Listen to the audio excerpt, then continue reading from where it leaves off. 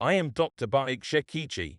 I want to make a response video regarding the numerous questions about the vagus stimulation photos I previously shared.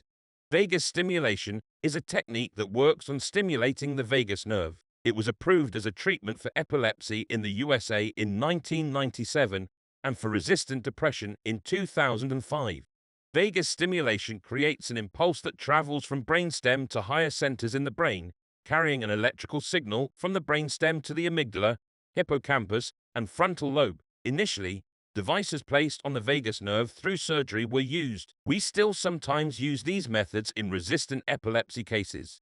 There is a dense network of nerve stimuli in our ear, especially in the cavity called the concha, where the vagus nerve has many branches. These branches also lead to the brain. By placing a device in the ear that delivers microamperes level and millisecond duration repetitive stimuli, we send a signal from the brainstem upward to the brain. What does this stimulation do? What does vagus stimulation do?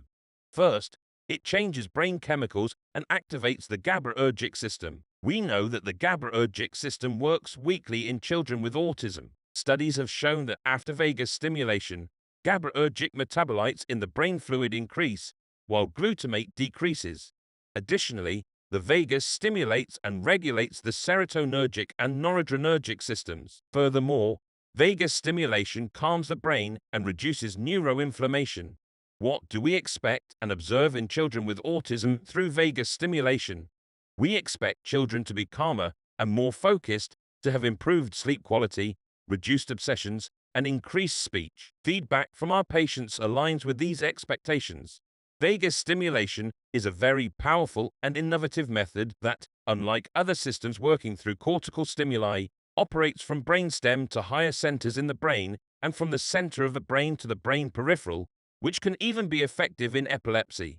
Thanks to the latest technology devices, we now can apply this method to children through the ear. We start to see positive effects in our patients after a month of stimulation.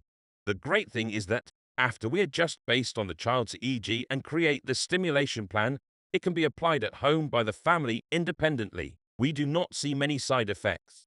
Mild ones like ear redness and occasional headaches are reported.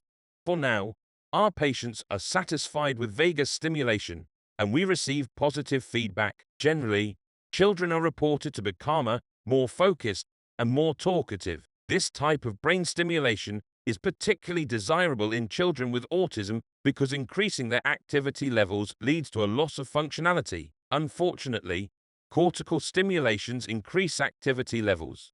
That is why I believe vagus stimulation, which operates from the brainstem to the brain and helps children find balance by calming them, is quite suitable for children with autism.